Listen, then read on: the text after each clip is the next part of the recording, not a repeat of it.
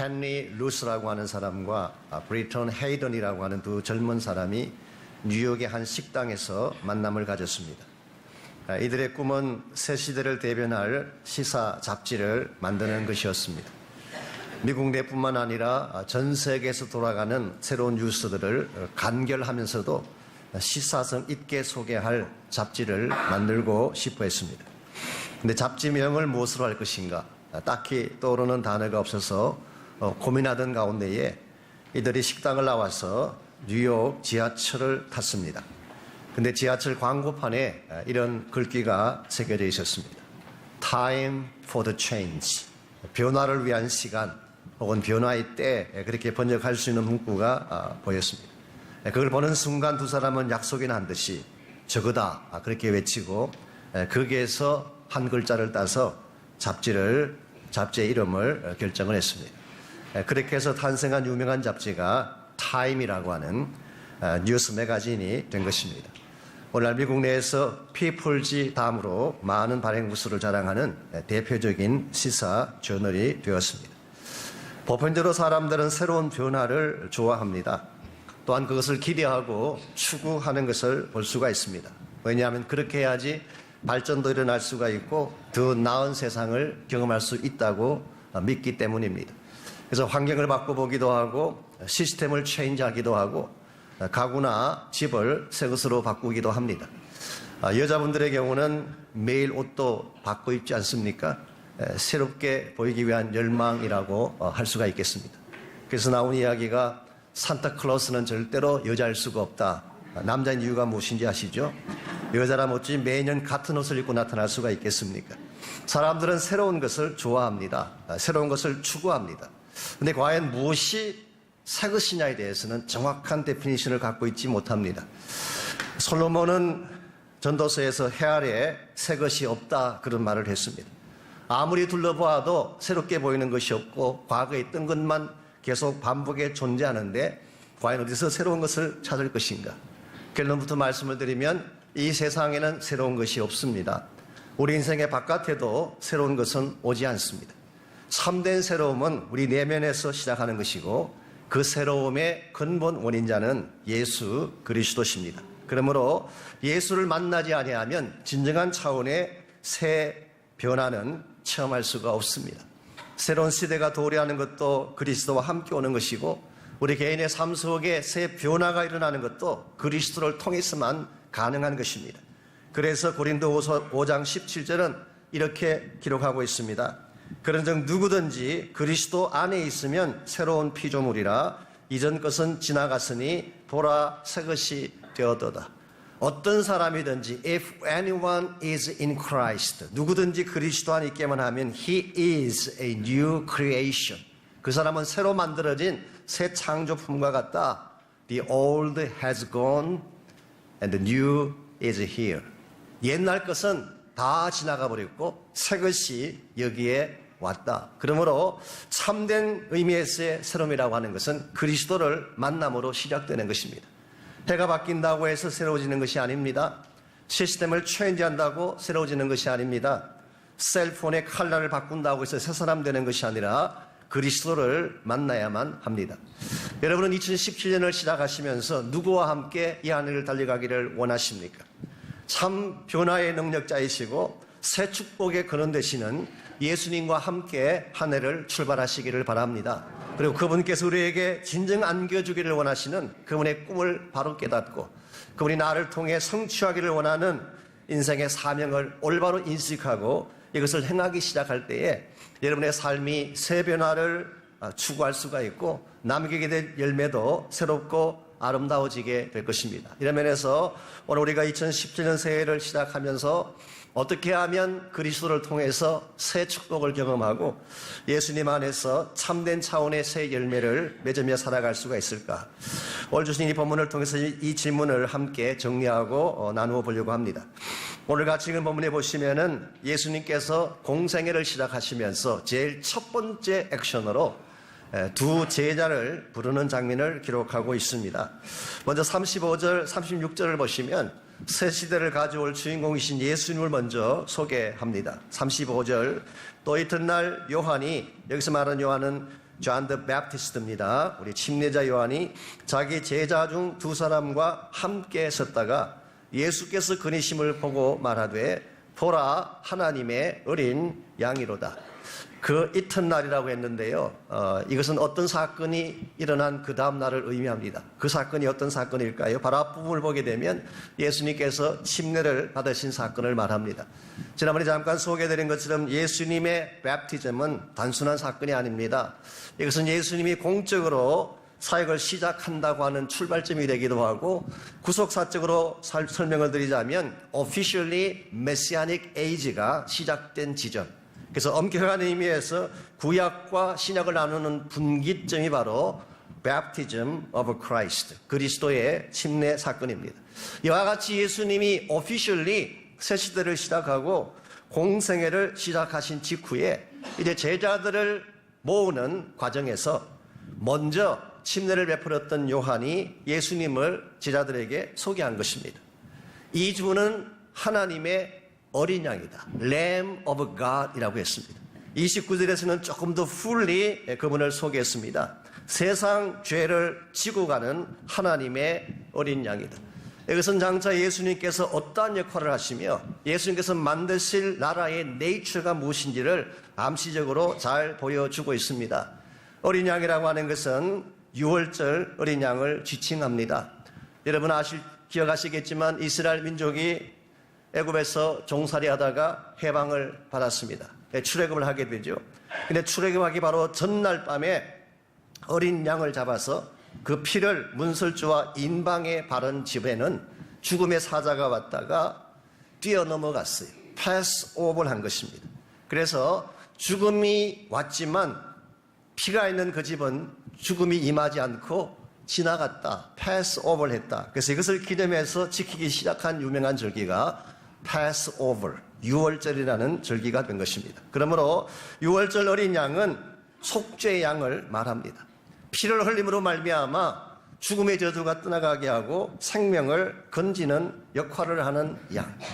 이런 측면에서 예수님의 사역을 생각해 보면 예수님은 이 땅에 오신 목적이 죽기 위해 오셨어요. 저 군림하기 위해서 오신 것도 아니고 착취하고 빼앗기 위해서 오신 것이 아니라 오히려 자기 생명을 희생하고 내어줌으로 말미암아 수많은 자들의 생명을 구원하기 위해서 이 땅에 오신 분이 어린 양 되신 예수님이셨습니다. 예수님 당시 때에 세상을 통치하던 통치자들, 특별히 로마를 다스리던 황제들은 그렇지 않았습니다. 그들은 착취하기 위해서 존재하는 사람들이었어요. 군림하기 위해서 존재하는 사람들이었습니다. 오늘날도 많은 집권자들이 있지만 대다수의 집권자들은 군림하고 착취하고 빼앗기를 원하는 사람들인데 예수님은 그런 목적으로 이 땅에 오시지 않았습니다. 자신의 생명을 내어주고 희생함으로 말미암아 참된 기쁨과 회복을 안겨주기 위해 오신 분. 그러므로 이와 같은 목적으로 이 땅에 오신 분이 어린 양 되신 예수님이기 때문에 주님께서 세우실 나라도 이 땅의 나라와는 구별되는 것입니다.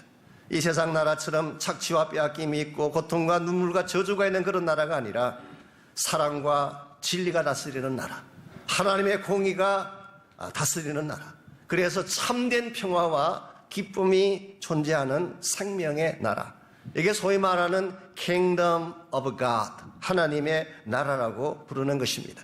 예수님께서 이 땅에 오신 목적은 바로 이 나라를 세우기 위한 것이고 이와 같이 하나님께서 세우실 새로운 나라를 위해서 제자들을 부르셨고 오늘 여러분과 저를 부르고 계십니다. 우리가 이 주님을 정확하게 만나고 이 주님께서 만들기를 원하시는 그 나라 사역에 동참할 때에 여러분과 제가 올바른 삶을 살아갈 수가 있게 되고 남기게 되는 열매가 거룩하고 아름다워지는 것입니다.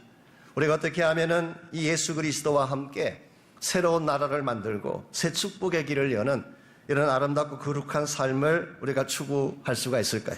오늘 본문에 보시게 되면 최초의 두 제자가 예수님의 사역에 동참하는 이 과정을 통해서 우리가 어떻게 하면 주님과 함께 새 삶을 출발할 수 있을지 그 몇 가지 원리를 정리해 볼 수가 있습니다. 제일 첫 번째로 주님과 함께 새 삶을 향해 나가기를 원한다면 질문을 바로 할 수 있어야 됩니다. 바른 질문이 바른 답을 얻는 것입니다. 우리가 참으로 새 삶을 출발하기 원한다면 우리가 근본적으로 던져야 될 질문이 하나 있습니다. 오늘 본문 37절, 38절을 보면은 그 질문의 내용이 소개되어 있습니다. 먼저 37절, 두 제자가 그의 말을 듣고 예수를 따르거늘. 여기서 두 제자는 침례 요한의 제자였죠.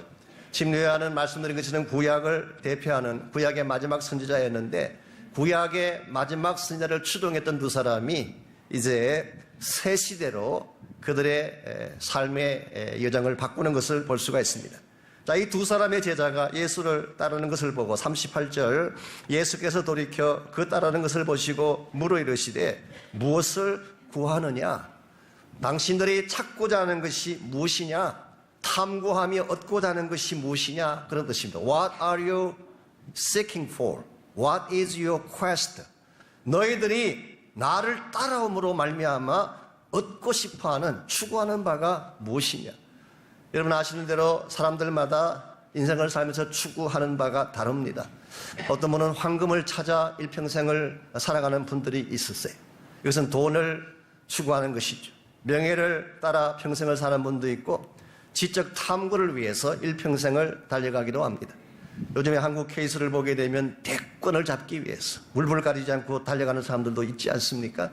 우리가 무엇을 탐구하느냐, 무엇을 seeking하느냐에 따라서 우리가 얻게 될 열매가 달라지게 되는데, 이와 같이 예수님께서 그 두 제자에게 너희들이 추구하는 바가 뭐냐? 그렇게 물었을 때에 두 제자의 답변이 나와 있습니다. 우리가 이 답변을 보게 되면 정말 이 두 제자가 추구하고 싶고 얻고 싶은 것이 무엇인지를 발견할 수가 있습니다. 이르되 랍비여 어디 계시오나이까? 이것은 바로 예수님의 거주지를 묻는 질문입니다. Where are you staying? 예수님께서 계시는 곳이 어디입니까? 예수님이 거주하시는 위치가 어디입니까? 사실 이것이야말로 타락한 모든 인간이 물어야 될 궁극적인 질문이라고 할 수가 있습니다. 창세기에 보게 되면 인간이 범죄한 직후에 원래 있던 곳에서 쫓겨났습니다. 외관상으로 보게 되면 에덴에서 쫓겨난 것처럼 보이지만 궁극적으로는 하나님으로부터 쫓겨난 것입니다. 우리 모두는 하나님 안에 거하던 존재였는데, 하나님과 함께 생활했던 존재였는데, 범죄하는 순간 하나님으로부터 쫓겨났어요. 즉 하나님의 위치를 벗어난 것입니다. 이 순간부터 우리는 모든 것을 잃어버리게 됩니다. 마음의 기쁨도 상실하게 되고, 평안도 사라지게 되고, 무엇보다 생명의 줄도 끊어지게 되고, 수없이 노동하고 일하고 일해도 손에 잡는 것은 결코 채워지지 아니하는, 항상 모자람과 허무함이 존재하는, 이것이 바로 인간 실존이 되고 만 것입니다. 그래서 록펠러가 했던 유명한 말이 있지 않습니까? 한 기자가 당시 최고의 미국 갑부였던 록펠러에게 물었습니다. 당신 정도의 부라면 만족하시겠습니까? 록펠러가 No, 아니요, 만족할 수 없습니다. 뜻밖의 질문에 기자가 다시 한번 더 물었습니다. 그러면 얼마나 더 가지면 만족할 수가 있겠습니까? 록펠러가 대답하기를 Just a little more. 조금만 더 가지면. 그걸 가지면 또 뭐라고 답하겠어요? Just for a little more. 이것이 우리 인간이 가지고 있는 실존이에요. 아무리 가져도 만족할 수 없습니다. 아무리 채우려고 해도 채워지지 아니하는 존재가 인간 실존인 것입니다. 이와 같이 무엇을 가져도 만족할 수 없고 어떠한 물질을 소유해도 행복할 수 없는 이 인간이, 즉 하나님을 떠났던, 하나님의 위치를 벗어났던 인간이 회복하기 위해 돌아가야 될, 우리 인간이 궁극적으로 추구하고 물어야 될 질문은 하나님의 위치를 찾고 그분에게로 돌아가는 것입니다. 이것이 우리 모두가 추구해야 될 본래적 위치이고, 이것이 바로 하나님의 품 안이라고 할 수가 있습니다. 여러분과 제가 인생을 바로 살기를 원하고 참된 차원의 변화를 경험하기를 원한다면 내가 본래 있어야 했던 곳인 하나님의 품, 그리스도 안으로 돌아가야 하는 것입니다. 그때부터 회복이 일어나기 시작하고 생명의 역사가 다시 일어나기 시작하고 무슨 일을 하든 가치 있고 의미 있고 열매 있는 삶을 누리게 되는 것입니다. 여러분은 2017년 한 해 동안에 무엇을 추구하며 살기를 원하십니까? 저는 여러분 한 분 한 분이 주님을 찾고 찾으시는 한 해가 되시기 바랍니다. 세상에 다른 어떠한 것보다도 예수님 만나기를 갈망하고 그분을 사모하고 그분과 함께 거하기를 원하는 이러한 열망으로 여러분이 한 해를 시작하게 된다면 여러분 삶 속에 분명히 새 축복은 일어날 줄 믿습니다. 이와 같이 우리가 주님과 함께 새 삶을 시작하려면 먼저 바른 질문, 바른 퀘스트가 필요해요. 두 번째로 우리가 주님과 함께 새롭게 출발하려면 바른 체험이 필요한 것입니다. 쉽게 표현하면 변화의 체험을 말합니다.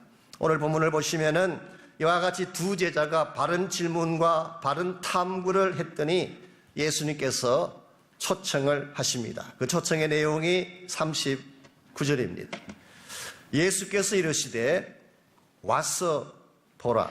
그러므로 그들이 가서 계신 데를 보고 그날 함께 가하니 때가 10시쯤 되었더라. 추구하는 주님을 만나기를 소원해서 주님의 위치를 묻는 그 질문에 대해서 주님 간단하게 대답하셨어요. Come and see. 와 보라. 여러분, 진리는 간단합니다. 단순한 것입니다. 복잡하지 않아요. 가짜일수록 많은 설명이 필요하고 장황한 이야기들이 필요합니다. 옛날에 약장수들이 왜 말을 많이 하는지 아세요? 그들이 팔고 다는 것이 가짜이기 때문에. 진짜면 설명이 필요 없어요. 잡수시면 아는 것입니다. 먹어보면 나오는 것입니다. 오늘 예수님께서 오프하신 내용이 이것입니다. Come, 와, 보면 알게 된다. 이것이 바로 주님께서 우리에게 소개하는 참된 초청이고 이것이 신앙세계의 본질이라고 할 수가 있습니다. 신앙세계라고 하는 것은 따지고 계산하고 논리 가운데 설득당해서 알게 되는 것이 신앙세계가 아니라 와 보면 경험하게 되는 것. 여러분이 제가 하나님에 대해서 아무리 설명해도 여러분 다 이해 못해요. 그러나 주님 만나면 설명이 필요 없어요. Come and see. 이 오늘 본문에 나오는 두 제자는 이와 같은 주님의 초청을 받고 실제로 예수님께 갔습니다. 그리고 갔을 때 그 시각을 오늘 성경은 10시쯤 되었다고 설명하고 있습니다. 여기서 말하는 10시가 유대인의 시각을 말하는 것인지 아니면 로만 타임, 로마인들의 시각을 말하는 것인지는 분명하지가 않습니다. 학자에 대해서 조금 차이가 있는데요. 만약 유대인의 시각이라면 오후 4시를 의미하는 것이고 로마 사람들의 시각이라면 우리와 같기 때문에 오전 10시를 말하는 것입니다. 어느 케이스든 큰 상관없어요. 이 두 제자는 그날 예수님 만나고 주님 계신 곳에서 하룻밤을 같이 보낸 것입니다. 뭘 했는지, 어떤 대화를 했는지 we don't know. 그냥 예수님과 하룻밤을 보내고 났더니 그 다음날 큰 변화가 일어난 것을 오늘 성경이 소개하고 있습니다. 40절에서 42절까지를 보게 되면 한 세 가지 차원의 변화가 일어난 것을 우리에게 소개합니다. 40절, 요한의 말을 듣고 예수를 따르는 두 사람 중에 하나는 시몬 베드로의 형제 안드레라. 자, 두 명의 침례연의 제자 가운데 한 명의 성함은 밝혀졌습니다. 안드레였어요. 그렇다면 또 다른 한 명은 누구일까요? 오늘 본문에 이름이 나와 있지 않습니다. 제가 말씀드렸죠. 요한복음에서 특징 중에 하나가 본인이 저자이기 때문에 본인 이름은 절대 기록하지 않는다고. 그러므로 알려지지 아니한 또 다른 한 사람은 거의 99% 사도 요한을 말하는 것입니다. 그래서 예수님의 첫 번째 두 제자는 사도 요한과 안드레였습니다. 41절, 그가 먼저 자기의 형제 시몬을 찾아, 즉 안드레가 자기 형님을 찾아갔습니다. 말하되 우리가 메시아를 만났다 하고, 메시아는 번역하면 그리스도라, 데리고 예수께로 오니 예수께서 보시고 이르시되 내가 요한의 아들 시몬이니 장차 게바라 하리라 하시니라. 게바는 번역하면 베드로라. 여기서 하룻밤 주님과 함께 거처를 같이 한 결과 세 가지 변화가 일어난 것을 소개합니다. 첫 번째가 인식의 변화예요. 이 두 제자가 처음 주님을 따라갈 때는 랍비라고 불렀습니다. 랍비라고 하는 것은 선생님이란 뜻입니다.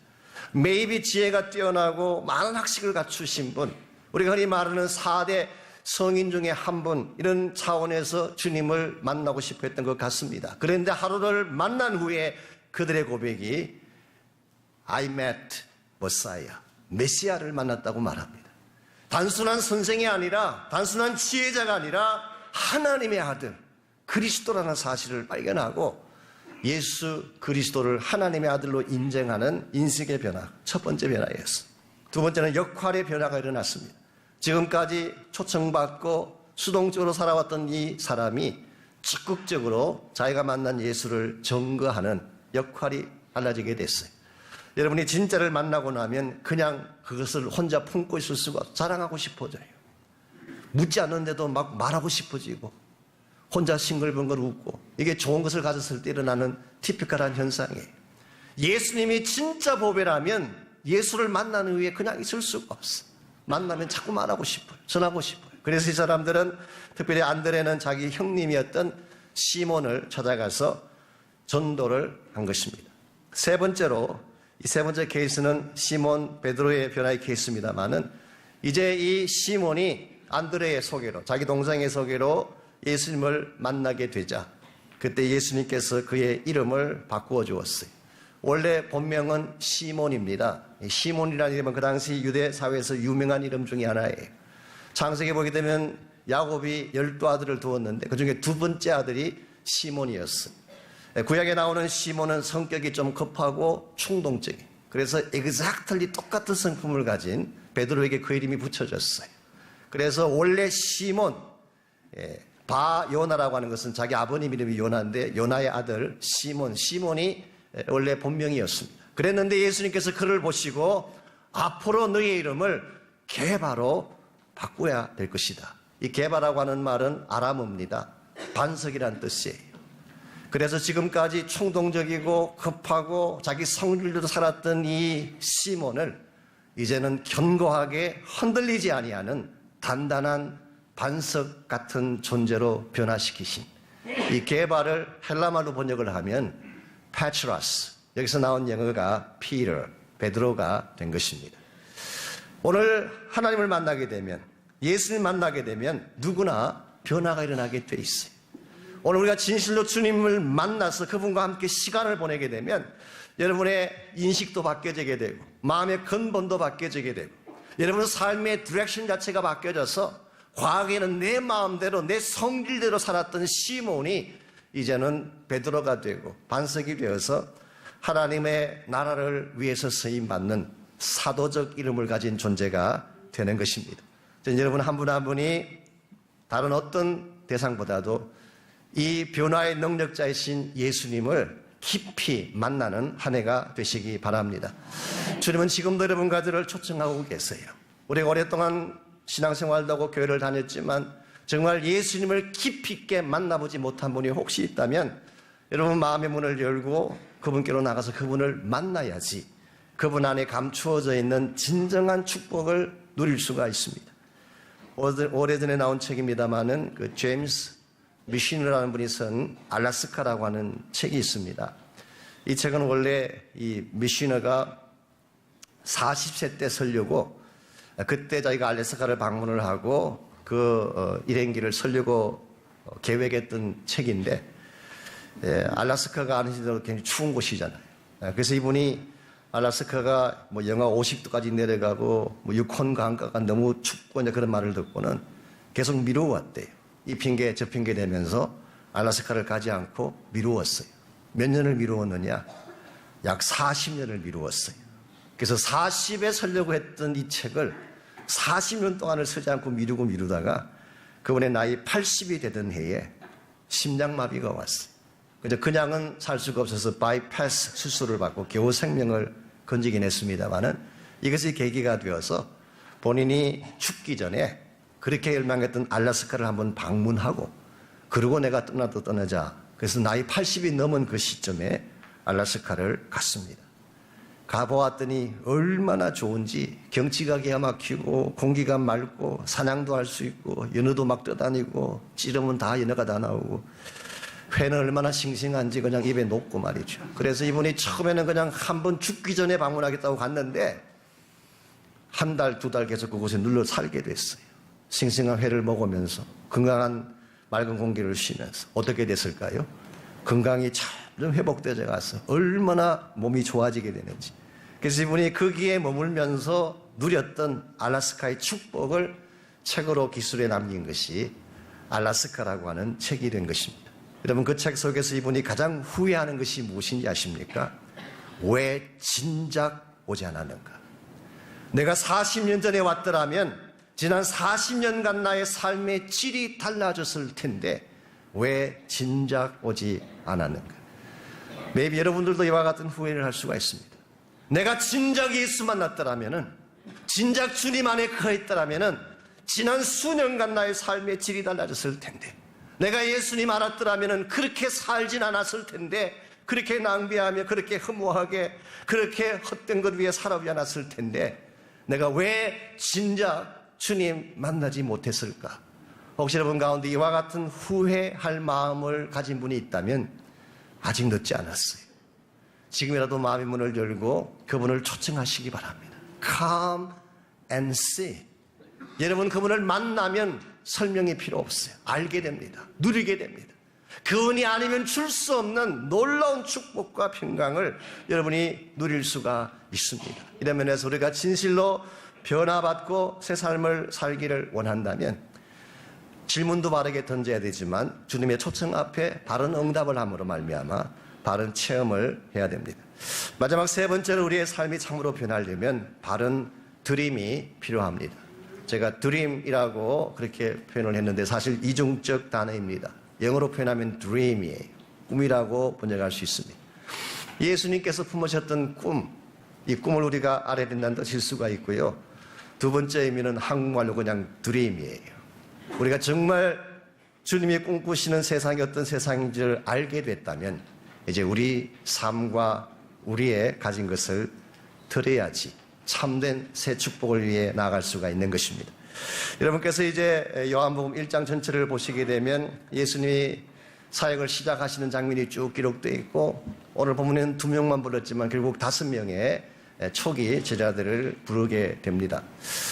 그 불렀던 제자들이 전부 다 갈릴리 사람이에요. 갈릴리 사람들. 그리고 예수님께서 사역을 시작하셨던 주된 사역의 근거지가 유대 땅이 아니고 예루살렘이 아니고 갈릴리였습니다. 물론 요한복음에는 특별하게 예수님의 이 예루살렘 사역을 많이 조명하고 있지만 공관복음서 전체를 정리해 보게 되면 예수님 공생의 대부분은 갈릴리에서 보내셨어요. 예수님 사역의 헤드쿼터라고 하는 가버나움도 갈릴리에 있습니다. 그러므로 갈릴리가 주님 사역의 터전이었고, 갈릴리에 살고 있던 어부들이 예수님을 도와서 동력했던 예수님의 하늘나라 드림을 이루는 드림팀에 조인했던 사람들이었습니다. 우리는 여기서 한 가지 질문을 던질 수가 있습니다. 왜 하필이면 갈릴리였나? 왜 하필이면 어부들이었나? 예수님이 메시아였다면 처음부터 예루살렘에서 당당하게 시작할 수 있었을 텐데, 그리고 가장 엘리트가 많이 모여 살고 지성인들이 많이 모여 살고 기득권층이 많은 예루살렘 한복판에서 사역을 시작했더라면 훨씬 더 빨리 일어설 수가 있고 더 큰 일도 할 수 있었을 텐데, 왜 유대 땅도 아니고 예루살렘도 아니고 그리고 쟁쟁한 그 시대의 당대의 엘리트 그룹도 아니고 외진 곳 갈릴리에서 가장 연약한 듯 보이는 어부 출신의 사람들을 모아다가 예수님은 새로운 나라 세우기를 원하셨을까요? 성경 기록에 하면은 갈릴리는 가장 천대받는 지역이었습니다. 팔레스타인의 가장 북쪽에 위치해 있다 보니까 외진 곳에 있었고, 그리고 이 이방 민족이 침공을 하게 되면 제일 먼저 짓밟히는 지역이 갈릴리 지역이었어요. 그래서 그 지역에 사는 사람들은 항상 전쟁에 짓밟히고 상처받고 그리고 멸시받고, 그러다 보니까 혼혈 쪽이 가장 많았던 땅도 그 지역이었습니다. 그래서 누가 보아도 흠모할 만한 것이 나오지 않는 천박한 지역. 이사야 9장 1절 말씀에 하면은 아예 요단 저쪽 이방의 갈릴리라고 표현했었어요. 한때는 이스라엘 땅에 포함되지도 아니할 정도의 이방 지역. 왜 예수님께서는 이와 같이 가장 척박하고 외지고 알려지지 아니한 초라한 땅인 갈릴리에서, 그것도 가장 연약한 듯 보이는 어부들을 불러다가 하나님의 나라를 세우기를 원하셨을까요? 물론 암시적이긴 합니다만 여기에 우리는 주님이 꿈꾸시는 나라가 세상이 꿈꾸는 나라와 다르다는 사실을 발견할 수 있습니다. 원래 세상 사람들은 화려한 나라를 꿈꿉니다. 군림하고 다스리는 나라를 꿈꿉니다. 그리고 더 잘 먹고 잘 사는 나라가 세상이 추구하는 나라의 비전이고 꿈이에요. 그러나 주님의 꿈은 그렇지 않았습니다. 비록 가난한 자들이 모였지만, 연약한 자들이 모였지만 순전하고 거룩하고 하나님을 진실로 사랑하는 생명을 가진 소수들이 모여서 정말 하나님의 사랑이 통치되어지고 하나님의 공의가 집행되어지고 하나님의 의와 거룩함이 회복되어지는 진짜 하나님이 기뻐하실 나라를 세우고 싶었던 것이 주님의 비전이요 주님의 꿈이었습니다. 그래서 예수님의 비유 가운데에 우리가 너무나 잘 아는 겨자씨 비유가 있지 않습니까? 겨자씨라고 하는 것은 가장 작은 씨앗을 대표합니다. 물론 모든 씨앗 중에 가장 작은지는 모르겠어요. 그러나 그 당시 알려진 씨앗 가운데서는 the smallest one, 이것이 바로 겨자씨입니다. 누가 봐도 초라하고 어디 심어 놓아도 눈에 띄지도 아니하는, 있는지 없는지조차 모르는 존재가 겨자씨인데, 이 작은 겨자씨가 땅에 떨어져서 키가 자라서 나무가 되고 나무가 되어서 큰 가지가 펼쳐지게 되면 수많은 새들이 와서 깃들이고 그 열매를 먹게 하는, 이게 주님께서 꿈꾸시던 하나님 나라의 비전이에요. 주님은 지금도 작은 자들을 통해서 하나님 나라 세우기를 원하십니다. 우리가 비록 겨자씨처럼 미미해 보이지만, 세상 사람들이 볼 때는 가치도 없고 존재도 없는 것처럼 보여지지만, 우리 안에 복음의 생명이 살아있기만 하다면 우리를 통해서 하나님은 큰 나무를 세우시고, 그리고 수많은 지친 영혼들이 와서 깃들고 또한 열매를 따먹고 하나님의 사랑을 누리게 만드는, 이것이 여러분 한 분 한 분을 향하신 하나님의 비전이고 또한 저희 교회를 향하신 하나님의 드림이라고 저는 생각합니다. 여러분들이 예수를 따른다고 하는 것은 이와 같은 드림을 위해서 따르는 것입니다. 말 여러분 가운데 주님을 따라감으로 말미암아 세상적인 영광을 누리기를 기대하고 따른다면 maybe 여러분 실망할 수 있습니다. 성공하고 형통하고 세상의 고관 대작에 올라가게 되고, 말 여러분이 이와 같은 것을 기대하고 주님을 따르기 시작하셨다면 maybe 여러분 실망할 수 있습니다. 우리가 주님을 따르는 이유는 이것이 아니기 때문에, 또한 주님이 우리를 부르신 목적도 이것이 아니기 때문에, 그러나 만일의 경우 여러분과 제가 지금은 작고 초라하고 보잘것없지만 언젠가 하나님께서 이룩하실 거룩한 나라의 꿈을 꾸고 수많은 열방들이 하나님께로 돌아와서 모든 나라 백성 족속 방언으로 헬 수 없는 수많은 자들이 하나님께로 돌아와서 하나님의 보좌 앞에서 구원하심이 하나님과 어린 양에게 있도라를 찬양하는 이 놀라운 꿈과 비전을 위해 여러분이 주님을 따라오기 시작했다면 여러분의 꿈은 가장 값지고 여러분이 맺게 될 열매는 가장 창대리라고 저는 믿습니다. 여러분이 이제 한 해를 시작하시는데 누구와 함께 무엇을 위해 달려갈 것인지를 결정하셔야 됩니다. 세상 사람들이 막연하게 한 해 소원을 세우고 세상에 영광된 목적을 세우고 세상 사람들은 지금도 열심을 다해 뛰고 있지만 우리는 그와 같은 소원이 아니라 주님이 마음에 품으신 소원, 주님이 꿈꾸고 계시는 그 세상을 이룩하기 위해서 나의 삶도 드리고 시간도 드리고 물질도 헌신해서 그의 나라 영광 위에 달려가는 우리 모두가 되었으면 좋겠습니다.